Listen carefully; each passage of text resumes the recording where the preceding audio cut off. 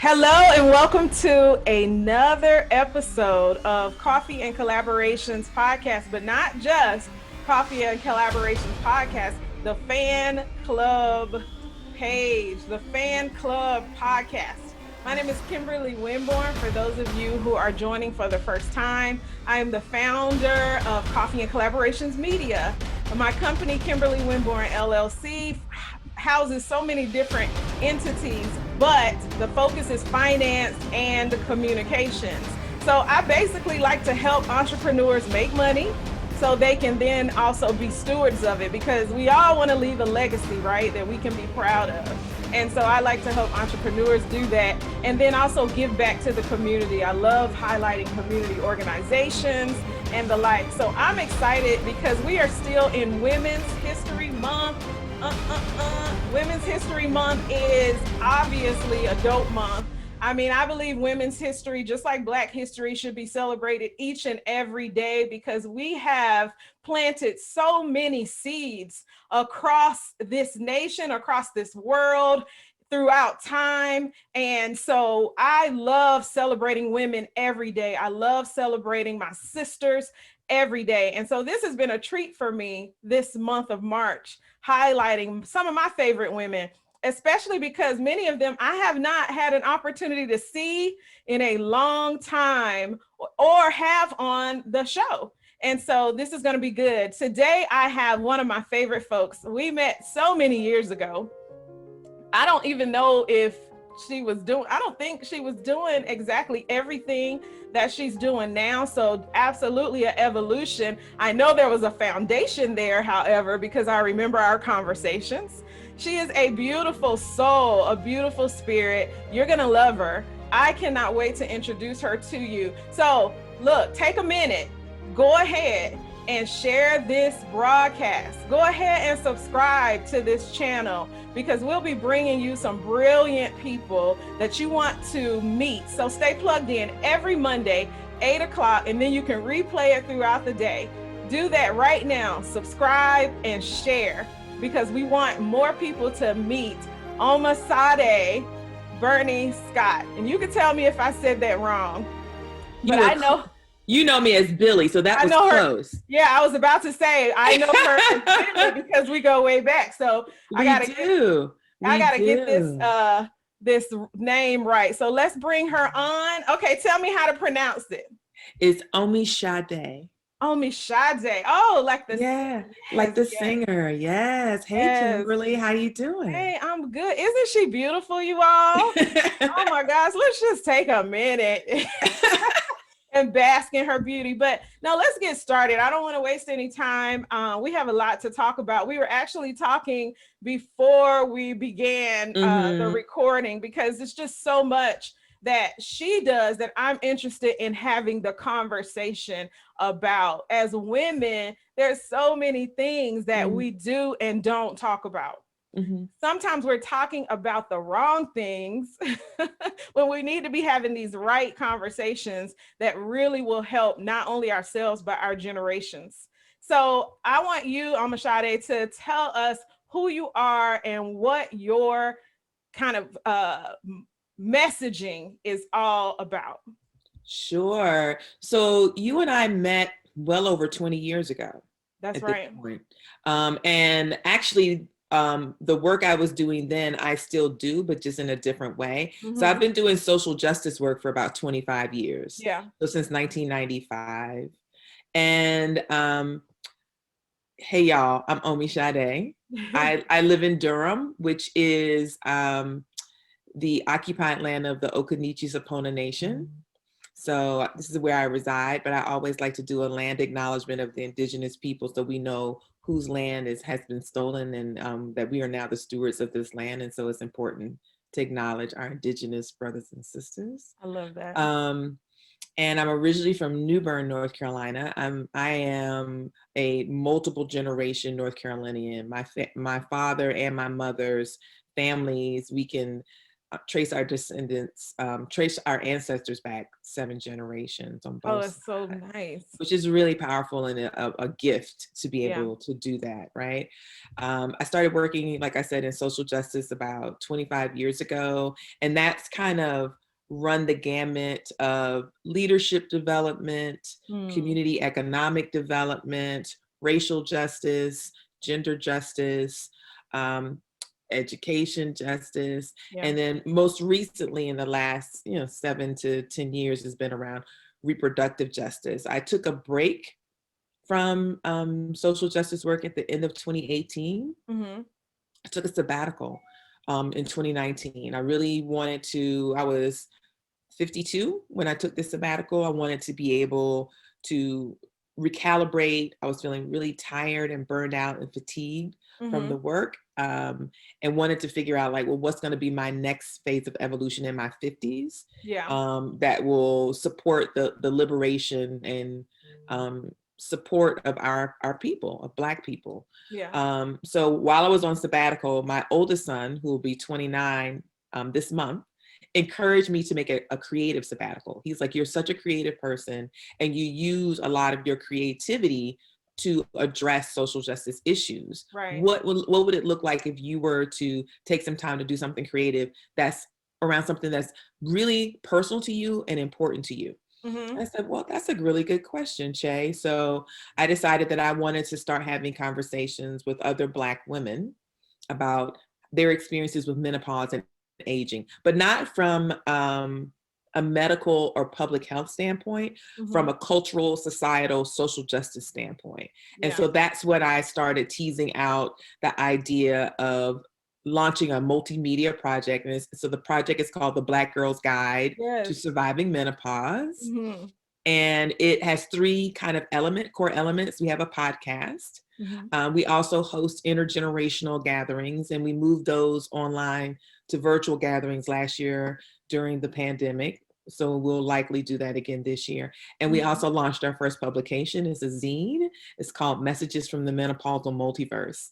So I love that. we're trying to figure it out. But I also have started to move back into social justice work as a consultant. I'm doing work around healing justice and climate and gender justice. And Mm-hmm. I love that. I feel like that's the lane that I see myself in, that can support movement spaces, organizations, activists, and organizers in really thinking about what does it look like for this to be a space that people can bring their whole selves, and their Mm-hmm. whole selves are supported, they're healthy, they have access to resources, mental health support, infrastructure, so that way they're held as an individual and the movement is stronger. Because it's really challenging work to be out here doing critical work to change the material conditions of Black people, Mm-hmm. and you be a Black person and also feel really impacted by what you see because you're doing the work. And so I'm really interested in being a part of that, and healing justice is such a critical part of keeping this movement strong. Absolutely. So we can all be liberated for any of the conditions that hold us down. Yeah. And I think we're in a climate where people are actually becoming a bit more open to beginning their healing journey. I believe that as time has gone on, all of the faux pas of our ancestors that were passed down to us, where you don't go to counseling, you don't talk with anybody about certain things and all of that, I think some of those are being broken and people are becoming more open to addressing some of the things. And one thing that you said that you really pinpoint is social justice when it comes to menopause. And I think, so before I move forward, I think any man that hears menopause immediately like runs away. And it's mostly something that we just think about when it comes to the woman. But one of the things that I like to focus on is impact abroad. So how is this affecting the family? How is this affecting the relationships? All of those different things. Is that something that you are tapping into as you're really out here sharing this Black woman survival guide and tackling some of these issues? So I I first want to, that's a really good question. Mm-hmm. I first want to say that what we are trying to do with this project is to normalize menopause and aging. Mm-hmm. Menopause is not an illness. You're not sick. You are going through a physical change and a physical transformation that oftentimes is accompanied with different, I don't like the word symptoms either, physical manifestations. So people are familiar with hot flashes or insomnia or fatigue or weight gain and things like that. But what I really try to impress upon people, this is a transformation of you from one phase of life to the next. Right. So your relationship with yourself, your relationship with your partner or your husband or your lover, your relationship with your children, your relationship with your friends, your relationship with your community is going to be transformed as well because you're changing. Right. So is this a whole person? Yes. Is this a whole person in relationship with someone else?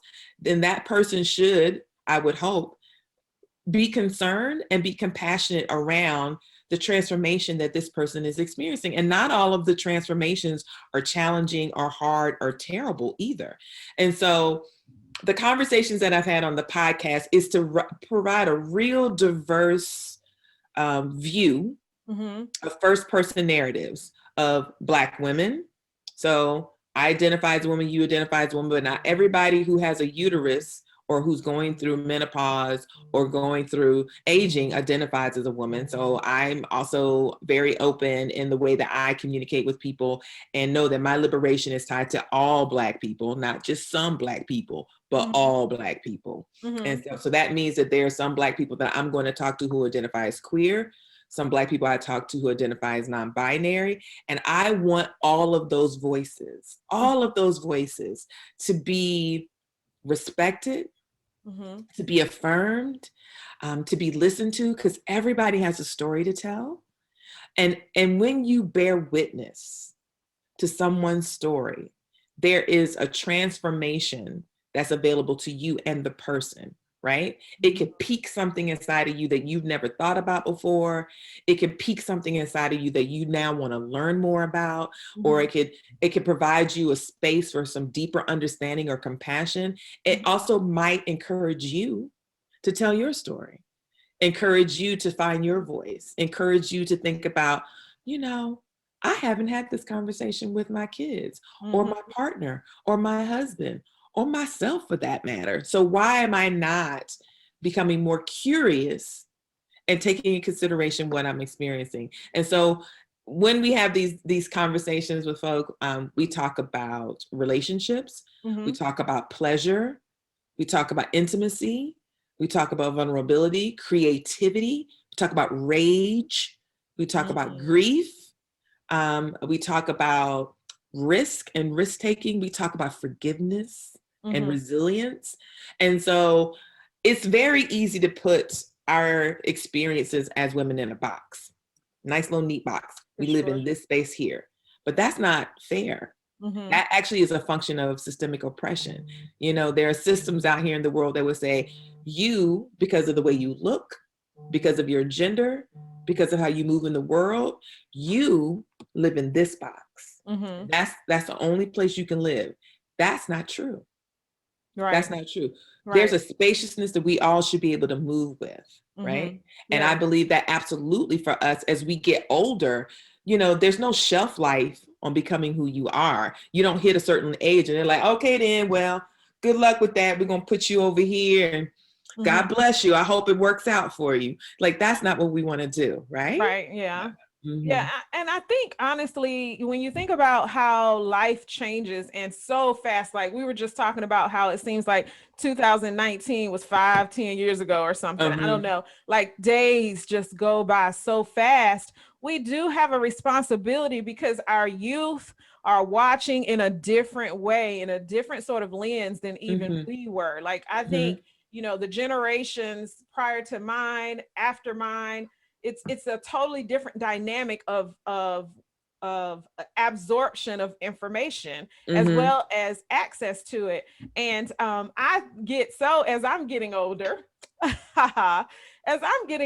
and things are happening with my body, my emotions, how I have to handle myself and adjust and transform, it's becoming clearer to me that there are things that there were gaps in communication that are hindering. And I don't, it's not a blame thing, but it's how can I accept some sort of accountability for the next generation, for my daughter and her friends and, that generation, to be able to educate in a new way so that they don't go through the, oh my gosh, what is wrong with me?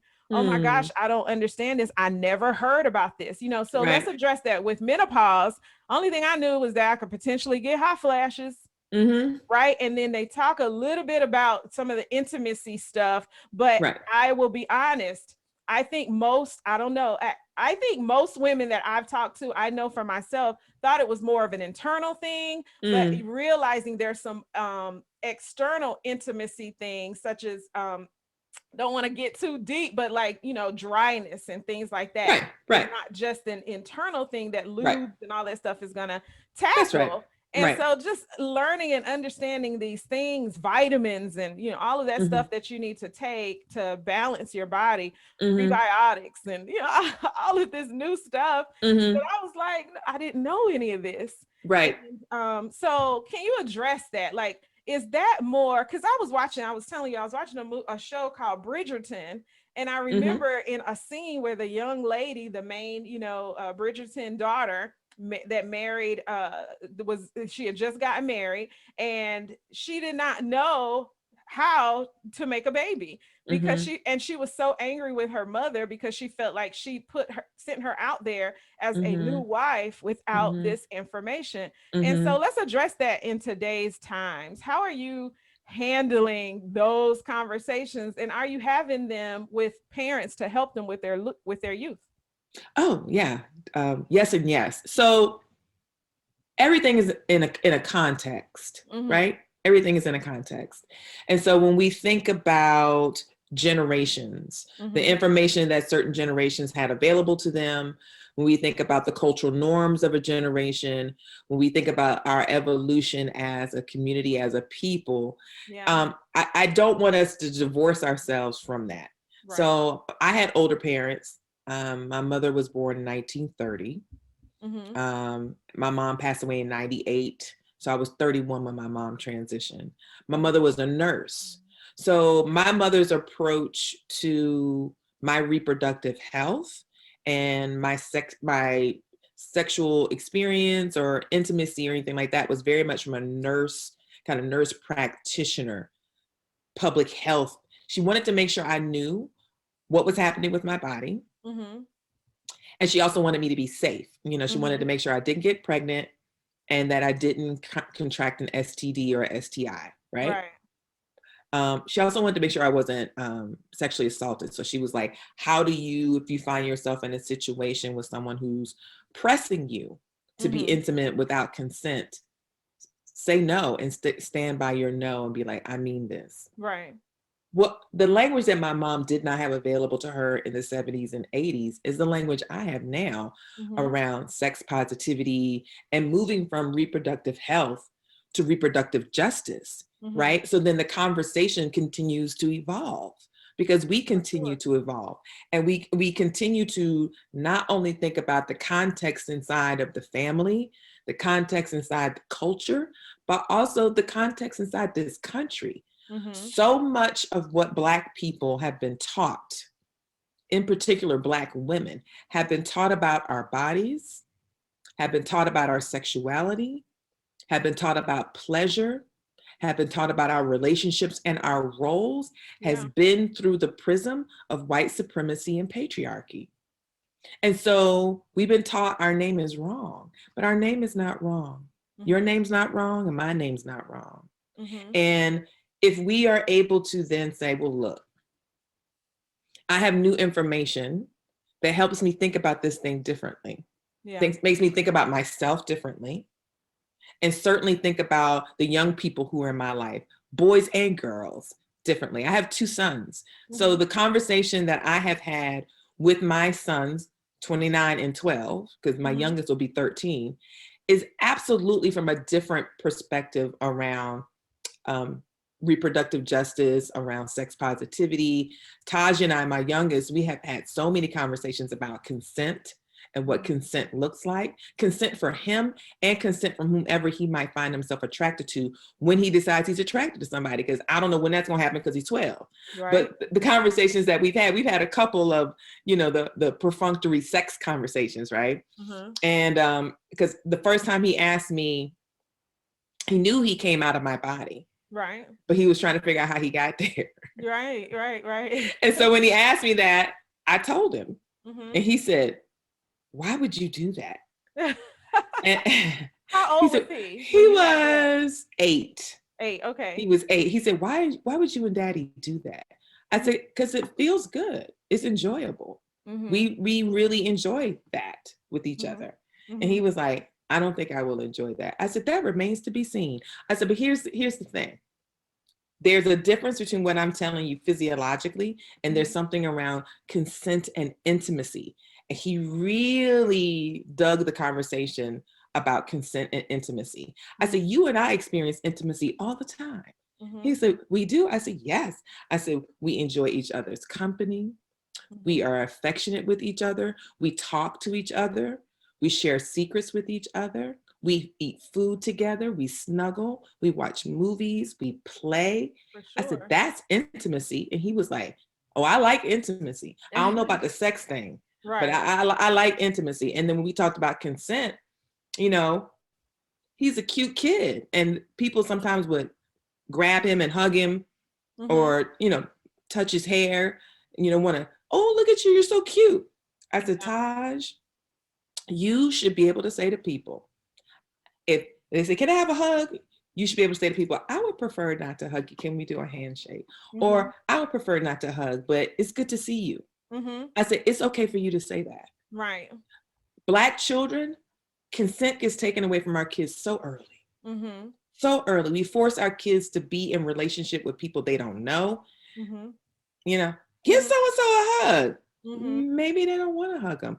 That's not being disrespectful. I'm not saying that the kid has to go, you know what I mean? Right. I'm saying give your child the agency to be able to say to an elder with a respectful way, "I would prefer not to hug right now, but it's good to see you. I hope you're well." Right. Teach them the tools, because that's their body, right? Yeah. That's their body. It's his body. So I feel like, as we get new information around how we can move in the world, to make sure, one, from the moment our children have consciousness, that they are safe, that they're seen as a whole person. And as we navigate age, we continue to do that. I ought to be safe. You ought to be safe. The elders who are in our life, they deserve to be safe, right? And seen as a whole person. And intimacy is still available to you as an elder, right? So it's important. It's important. And I love a lot of what you just said. Sophie, my daughter, she's your same age as your son. And I remember the questions and having to have the conversation. And the thing is, like I said, that a whole accountability, remembering how I felt when I discovered or didn't discover, or, and I think a lot in our culture, a lot of shame and trauma. So many different things have happened. So there's a lot of shame and trauma, unfortunately, religiosity, deep levels of guilt and all of that associated with intimacy and sex. And so when you talk about consent and us losing consent so early, and then you couple that with all of these other factors, a lot of people are traumatized throughout so many years of life.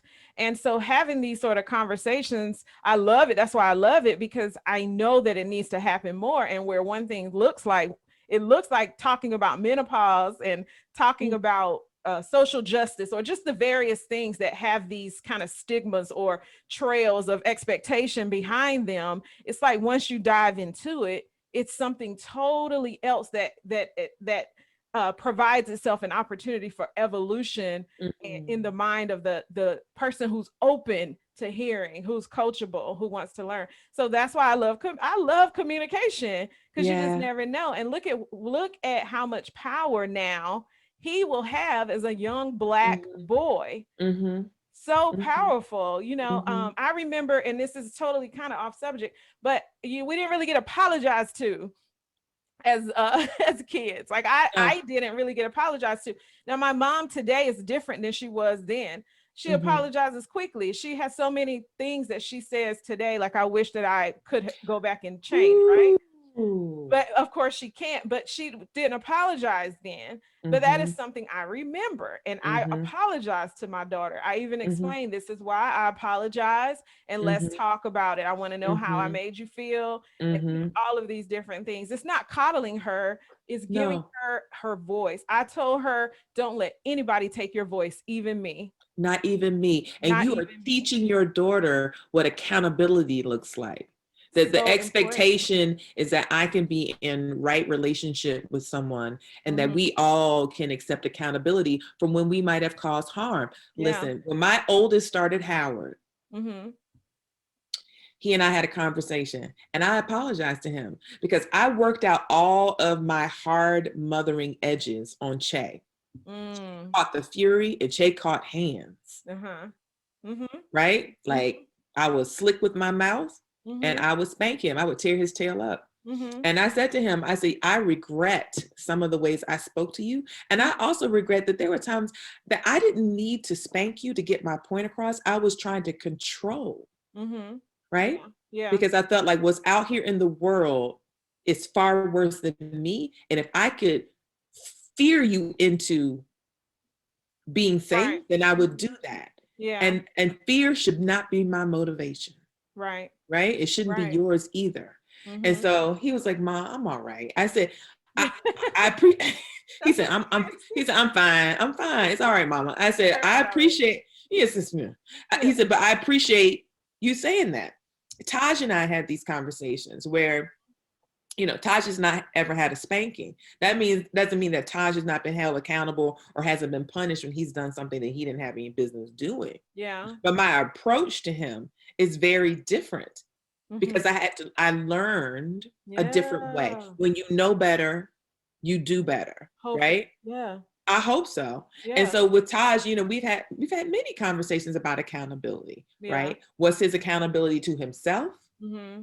What's his accountability to me and his Mm-hmm. dad and his Mm-hmm. siblings? What's his accountability to this family? Yeah. What's his accountability to Black people? Like we talk about, we just That's band it out. I said, but the first person you got to be accountable to is the person who you're looking at in the mirror, little boy, yeah. right? Yeah. Yeah. I said, so if you look in the mirror and you feel like I have done the best I can possibly do, stand on it. Yeah. Be Stand proud. on it. Be Yeah. proud. But if you Yeah. feel like you've done something that has caused harm, whether it's intentional or unintentional, figure out how you can make it right. Yeah. And That's important. accountability, that's the whole reason behind the shift. So it was Coffee and Mm-hmm. Collaborations podcast where we talked a lot about collaboration and how that's a tool to help you grow your business exponentially, those sort of things. So I brought on people who had that sort of mindset, which I think is Mm-hmm. still important, and that is the model for my company and how Mm-hmm. I operate. But I began to really focus on this word accountability in my self-improvement workshops and personal development journey. This word accountability became something that I discovered as a coach and being coached that was significant to success. And Mm-hmm. so I was just figuring out, I took a hiatus from it. We were doing panel discussions and things like that, but I wasn't producing a weekly show. We have been going strong 3 years, 7 o'clock every Monday. And I was like, something is missing. Mm-hmm. And just one morning, it came to me, Friends Accountability Network. Who do I want in my life that can help to keep me accountable, and who is open because they want to grow and because they Mm-hmm. realize how significant that is, that we can kind of reciprocate that. And so now we're helping to create a culture of accountability, helping Mm-hmm. other people to grow and having these so it's not just, oh, my friends, and we're accountable, but it's a bigger picture. And this Mm-hmm. conversation is helping to kind of unfold the whole big picture. And I want to talk a Mm-hmm. little bit about all of the things that you do around social justice, right? This 25-year journey that you've been on and how significant that Mm-hmm. is. People ask you, I'm sure, all the time, how did you get started? What is it that Yeah. made you realize that this was something that was significant to your life and your journey? And then how are you able to have such a strong voice because of the fact that so many of us do stand behind others and the opinion of others, but you have such a strong voice. So I think this is like a mentorship moment for you to share some nuggets. Okay. That's a great question. I think that I've always had a disposition as a child, when I was in high school and college, around fairness and justice. I might not have used that language. I definitely used fairness. If I felt like something wasn't fair, I would speak to it. Right. Now, would I always have a fully formulated thought when I spoke to it? Not necessarily. Right. But I would speak to it. That's not right. That's wrong. And also, if I saw someone being treated poorly or being mistreated, I'd be like, what are you doing? Like, I would intercede. My mother used to say to me, listen, you have to pick and choose your battles. You cannot die on your sword every day. And I was like, what are you talking about? Good advice. Good advice. She was trying to help me be more strategic and more tempered in my approach. Yeah. I think the first time I ever organized something that I felt like was wrong was when I was in high school. I was in my senior year in high school. I was student body president, and we had what I felt like was a pretty sexist dress code. Now, I graduated from high school in 1985. This dress code is you couldn't wear shorts. Girls couldn't wear shorts. Boys could wear shorts, but girls couldn't wear shorts, because the thought was that if girls wore shorts, it would elicit some kind of sexual response from the boys, and the girls would be held responsible for that. Like, it's your fault. And I was like, that's not stupid. right. Yeah. That's stupid. 1985, Billy was like, that's stupid. So I said, you know what? We should do something about that. So I got together with like 7 of my best girlfriends. I said, we should wear shorts to school tomorrow all together. And they were like, let's do it. And I said, all right, let's figure this out. So we came up with a plan. And I was like, let your parents know you're going to wear shorts to school tomorrow. Wear your best Bermuda shorts. I mean, come to school looking cute, come looking fly, right? And bring a change of clothes. Because we're going to get pulled out of homeroom immediately. Right. As soon as they see you in shorts, they be like, get out my classroom. So, and that's what happened. We all walked into our homerooms, and immediately they were like, to the office. We were like, okay. I get to the office, and the principal's like, why are you wearing shorts? I said, I believe that this policy is sexist. And he was like, it was an older Southern white man. I used to stress him out. I know I did. I don't care. And he was like, okay. I said, I don't feel like it's fair that the boys can wear anything they want. They can wear tank tops. They can wear shorts. They can walk around without a shirt on and after school. But if I wear spaghetti strap or tank top or shorts, I get pulled out of the class, and I might get suspended. I don't think that's fair. And he was like, I need you to change clothes because that's the school policy. I said, well, I think the policy is stupid. And he was like, well, I'm going to call your mom. I said, okay. So he called my mom, and he was like, Miss Burney, do you know that Billy wore shorts to school today? And she said, yes, I do. And I agree with her. I think your policy is not fair. And he was like, like, he was distressed. He said, I'm going to put you on the phone with her. And I said, hi, Mom. And she said, hi, honey. She said, you made your point. It was a principled point. You feel good about what you did? I said, yes, ma'am. She said, will you change your clothes? I said, I will change my clothes because you're asking me to, not because he's asking me to, because this policy is still stupid and sexist. And she said, duly noted, change your clothes, go to class. I love it. I was 17. Yeah. So, after I graduated from high school and college, I actually thought I was going to be a college administrator. I worked in undergraduate admissions. I worked in the admissions office at Shaw. And then I was an assistant director of admissions at UNC Chapel Hill, where I graduated from. But there was this brother who I had done a lot of community work with, because I still do stuff in the community. And he was like, yo, there's this job with this organization called Public Allies. Billy, this is you. I was like, what? He said, we working with young people. It's leadership development. We're helping them get placed in nonprofits, and they're learning about working in nonprofits. You get to do training. It's political education. I was like, okay.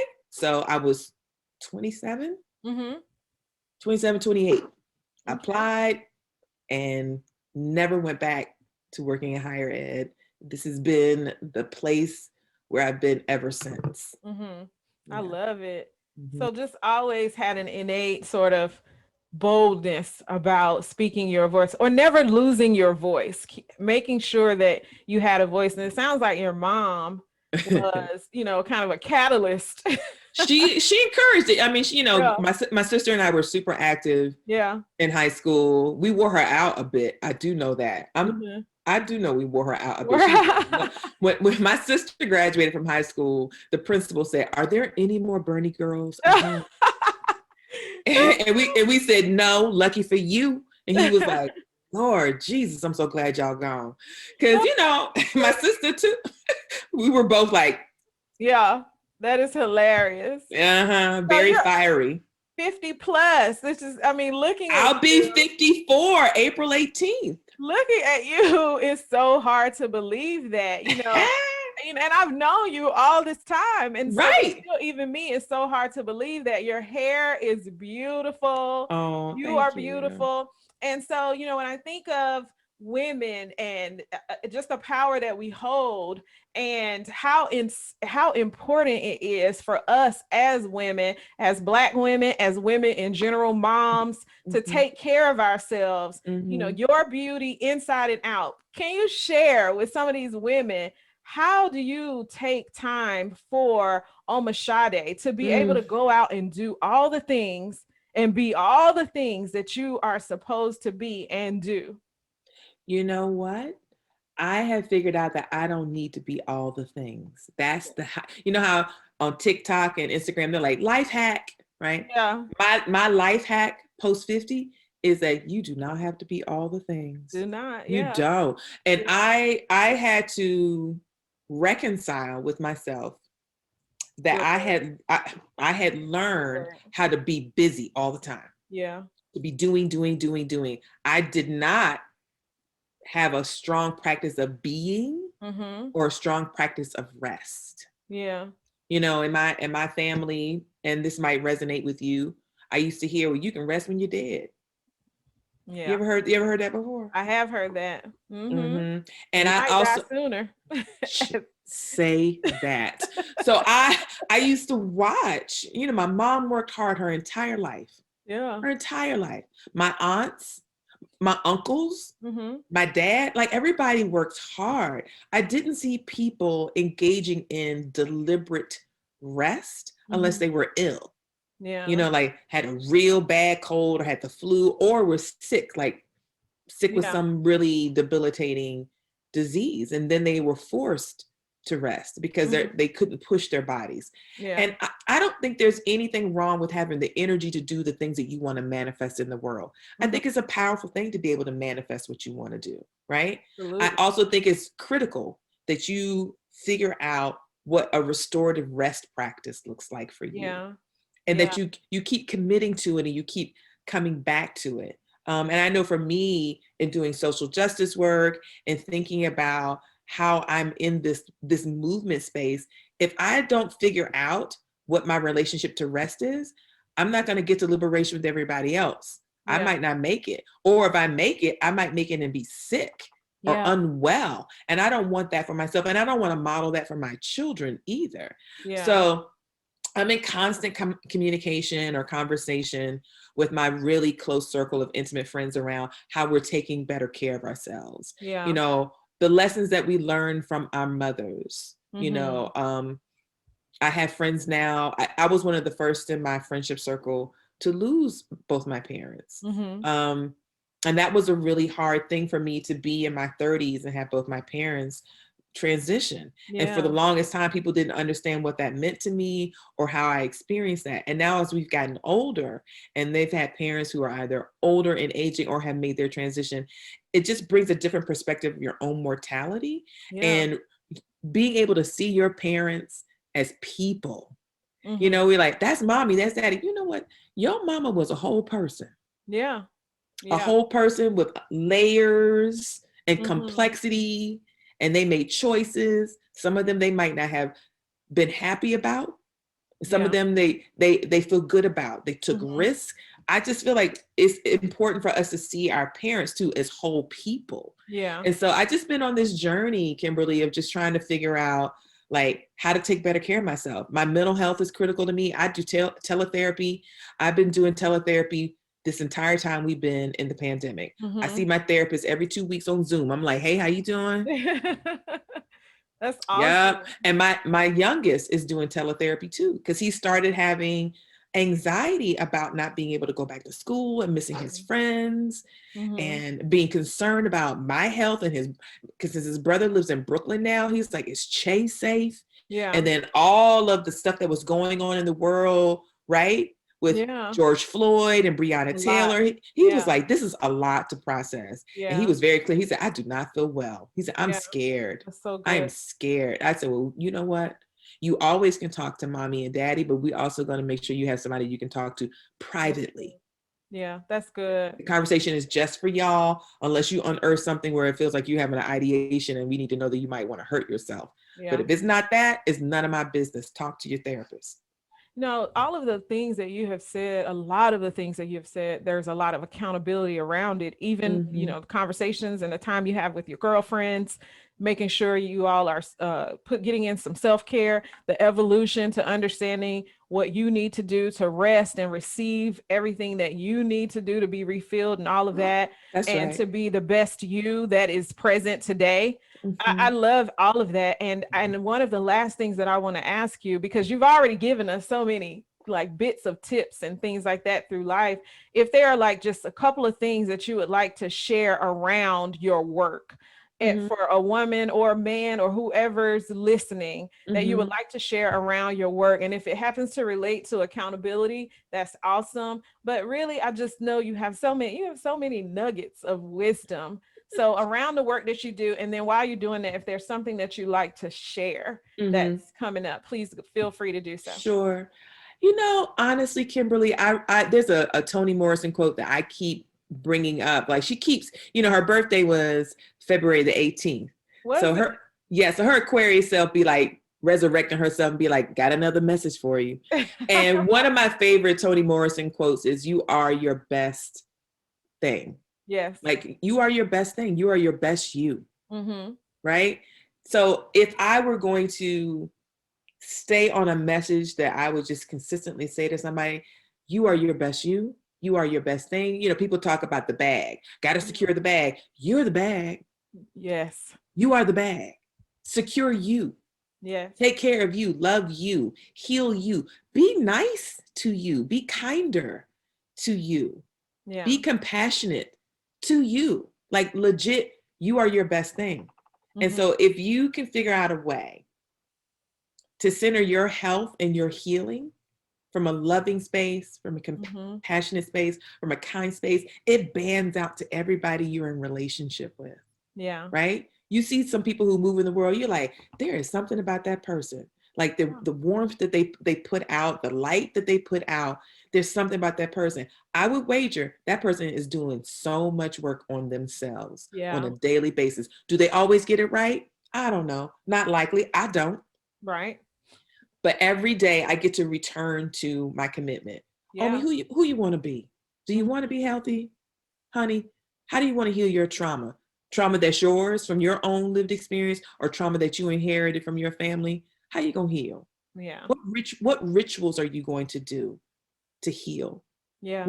What are you going to gift yourself with in terms of support, mental health support, emotional support, spiritual support? What you going to do? Right. And so the conversations that we have on the podcast definitely focus on that. It's like, I think we all are experts of our own lived experience, and we have beautiful stories to tell. Yeah. Beautiful testimonies to offer people to give, you know, light to this world. So that's what I would offer. We are about to launch season 3 of the podcast. March 24th will be our first episode of season 3. We're doing a millennial takeover. So I have two young sisters who I adore, Aja Taylor and Cherizar Crippen, who I've done social justice work with, and they've become like little sisters to me. I really love them. They're going to interview me and a sister who I consider a big sister, Makani Timba. Makani lives in Jackson, Mississippi. Makani's 60. She is a organizational strategist and does work with nonprofit social justice organizations. She's amazing. And I look up to her like a big sis. And so they're going to interview us. So I know this is going to be fantastic. I can't, you know, they texted me the other day. It's like, we working on our questions. I was like, okay. So I'm nervous and I'm excited at the same time. I said, you can ask anything you want. I don't know if I'm going to answer everything you ask. Yeah. And it's also how you ask it. They were like, we got you, Omi, we got you. I said, okay. But I'm excited about this season. You know, we're going to have 2 Black OBGYNs on the podcast this year. I'm also going to have conversations with 2 people who experience menopause in their 30s because of 2 different medical conditions. And so what is it like for you to experience menopause when you're in your early 30s? Because you've had ovarian failure or ovarian cancer, or you had to have a hysterectomy. And like, what's that experience like for you to be pushed into a transition that oftentimes doesn't happen until you're in your 40s or your 50s? Yeah. And so I want to talk with folk about that. So I'm excited about this season. We're going to do another publication of the zine. This year is going to be Messages from the Menopausal Multiverse, the Motherboard. And we're going to be talking about mothering, how we get to mother ourselves, and mothering relationships we have in the community. So I love it. I'm glad you asked me to be a guest on this show with you and have this conversation with you, Kimberly. I have watched you over the years as I met you were a young woman. You were just finishing college, or you might have still been in college. I think I just come out. Yeah. It just come out, right? So think about that, the transitions you've made from college student to professional to mother. And we saw Ross too, so folk need to know. Yes, ma'am. I think I had just come out. I'm not sure.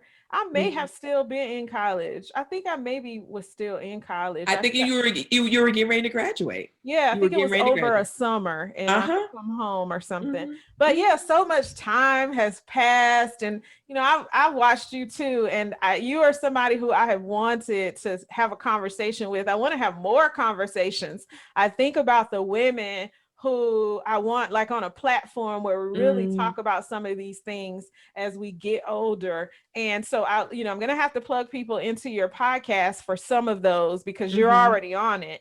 And then maybe we can bring you back for one of those coffee and collaborations panels where we really truly focus on women's health, mental health. I would love that. Menopause, all of the changes that we go throughout our journeys. Instead of saying life, I'll say throughout our journeys. There you go. So I have loved having you here. So guys, you'll see her information scrolling across. So make sure to plug in to Omisade, Omi, aka back in the day, I knew her as Billy. Yeah, so make sure to plug into the things that she has coming up. I'm excited for everything that she just mentioned. And this has been an absolutely amazing time with you. I understand the pivot for you was really mental health, really getting with yourself and continuing to move forward, adjusting as needed and staying foundationally planted. And whatever that looks like, it's your journey per day, those Toni Morrison nuggets that you carried with you. So thank you for sharing all of that with us. You're welcome. Thank you. This was so like, what's the word? Like giddy kind of, yeah. A kiki. It was kiki. It was good. A kiki. Exactly. So you guys have a great rest of your Monday. Thanks for tuning in to the Fan Club podcast, the ultimate fan club podcast, Friends Accountability Network. We'll see you next week with another beautiful woman as we continue to celebrate Women's History Month and the relaunch of the podcast. Have a blessed day. See you soon.